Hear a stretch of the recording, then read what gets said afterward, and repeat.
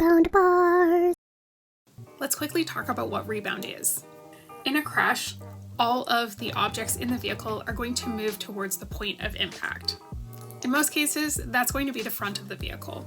We also know that the most serious and potentially fatal crashes are frontal collisions. Let's talk about what that would look like in a frontal collision.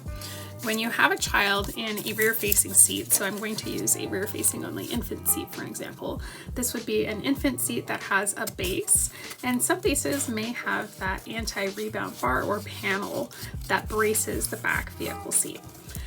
So what's going to happen is they are going to move toward the point of collision first. Typically an infant seat will move a little bit like this. It might rotate a little bit downward. Then it's going to stop and come back. This is rebound.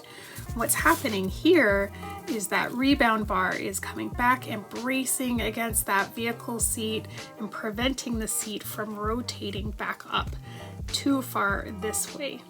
Some seats will do this with a rebound bar or panel. Sometimes it might even be the handle position, and in some cases it could be another feature of the seat, such as cup holders. Don't worry, we are going to address stability legs, also known as load legs, a little bit later in the series. Those are the legs that come down from the base to the floor, and those are just another form of energy management. So now that Holly has told you what an ARB does, I'm going to show you what they look like on a few seats I have here in my house. This is the anti-rebound bar on a Peg Paragonito. Some infant car seats, like this Cybex Cloud Q, also require that the carry handle be rotated forward towards the baby's feet when you're installing the seat without a base. That turns the carry handle into an anti-rebound bar.